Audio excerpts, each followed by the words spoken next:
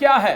खबर इस वक्त की वो ही है कि जिस पे पूरा देश जिस खबर का इंतजार कर रहा था, जिस खबर पे पूरे देश की नजरें बनी हुई थी, वो सबसे बड़ी खबर है। यानी कि कोविड से निपटने के लिए जो 2 वैक्सीन जो हैं बाजार में आ चुकी हैं, जिन्हें इमरजेंसी इस्तेमाल की जो मंजूरी है वो दी गई है, वो बड़ी खबर है इस वक्त की। पीएम मोदी ने ट्वीट कर इस फैसले का स्वागत भी किया है। बड़ी खबर आपको इस वक्त की बता दें तो डीसीजीआई ने भारत में कोरोना वैक्सीन को मंजूरी दे दी है। 2 वैक्सीन को मंजूरी मिली है।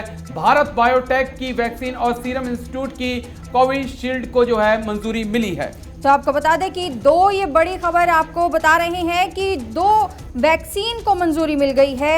इमरजेंसी अप्रूवल की ये मंजूरी मिली है। जिस तरीके से पूरी दुनिया कोरोना वायरस के कहर से इस समय बरप रहा है और पूरी दुनिया इससे जूझ रही है, इसी को लेकर अगर भारत की बात करें तो भारत भी ऐसा देश बन गया है जहां पर वैक्सीनेशन की मंजूरी मिल गई है, वैक्सीन की मंजूरी मिल गई है और डीसीजीआई ने ये मंजूरी दी है। दरअसल 2 वैक्सीन ऐसी है जिनको मंजूरी दी गई है। पहली वैक्सीन जो है भारत बायोटेक की वैक्सीन है और दूसरी सीरम इंस्टीट्यूट की कोविशील्ड को मंजूरी दी गई है। तो आपको बता दें कि इसको लेकर ही प्रधानमंत्री नरेंद्र मोदी ने भी स्वागत किया है और इसी के साथ ही WHO ने भी भारत की जो मंजूरी मिली है वैक्सीन को, उसका स्वागत किया गया है। मायावती ने भी वैक्सीन पर इस फैसले का स्वागत किया है और पीएम मोदी ने कहा है कि कोरोना वैक्सीन को मंजूरी गर्व की बात है।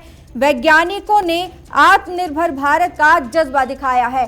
ये ट्वीट आपके सामने प्रधानमंत्री नरेंद्र मोदी ने कहा है डीसीजीआई का कदम भारत की कोरोना वैक्सीन को लेकर खिलाफ लड़ाई के बेहतर अहम साबित हुआ है। कोविशील्ड और कोवैक्सीन के जरिए देश को कोरोना मुक्त बनाने में मदद मिलेगी। वैक्सीन बनाने में जुटे सभी वैज्ञानिकों को धन्यवाद। तो ये प्रधानमंत्री नरेंद्र मोदी की ओर से कहा गया है।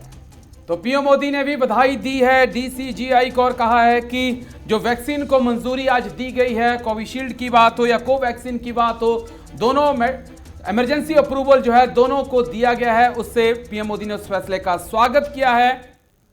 The subject expert committee has reviewed the data on safety and immunogenicity of the vaccine and recommended for grant of permission for restricted use in emergency situation in public interest as an abundant precaution in clinical trial mode to have more options for vaccinations, especially in case of infection by mutant strain. The clinical trial ongoing within the country by the firm will continue. The Cadila Healthcare Limited has developed a novel coronavirus 2019 nCoV vaccine using DNA platform. Messrs Serum and Messrs Bharat Biotech vaccines have to be administered in 2 doses. All the 3 vaccines have to be stored at 2 to 8 degrees centigrade. After adequate examination, the CDSCO has decided to accept the recommendations of the expert committee and accordingly vaccines of Messrs Serum and Bharat Biotech are being approved for restricted use in emergency situation and permission is being granted to Messrs Cadila Healthcare for conduct of phase 3 clinical trial in India. The subject तो graphics के जरिए आपको समझाते हैं। Covishield serum institute ने बनाई है। Covaxin की बात करें भारत बायोटेक की तरफ से बनाई गई है। दोनों वैक्सीन को -2 से 8 डिग्री में सुरक्षित रखा जाएगा। ऑक्सफोर्ड ने विकसित किया है।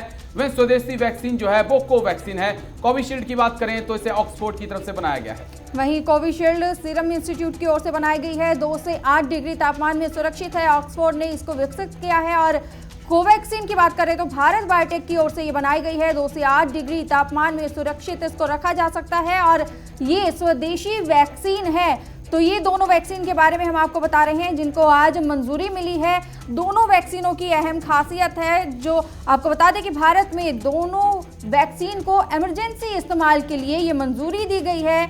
इनका जो ट्रायल है वो भी हुआ था, सफलता के बाद ही इसको मंजूरी मिली है। भारत बायोटेक की स्वदेशी कोवैक्सीन को मंजूरी मिली है। तो वहीं आपको बता दें कि कोविशील्ड को भी मंजूरी दी गई है। तो तो ये बड़ी खुशखबरी आज देशवासियों के लिए। सीरम इंस्टीट्यूट की कोविशील्ड को DCGI की ओर से मंजूरी दी गई है।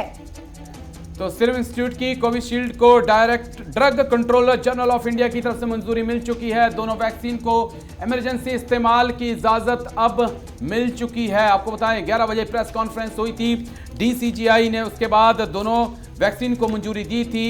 जाइकोव डी वैक्सीन का फेज 3 ट्रायल शुरू होगा। ये खुशखबरी है वैक्सीन पे जो हम आपको बता रहे हैं। तो कई वैक्सीन है जिसका इस वक्त ट्रायल चल रहा है, लेकिन 2 वैक्सीन को मंजूरी मिली है। 6 जनवरी से भारत में शुरू हो सकता है वैक्सीनेशन। लेकिन दिल्ली के स्वास्थ्य मंत्री सत्येंद्र जैन क्या कुछ कह रहे हैं वो सुनिए आप।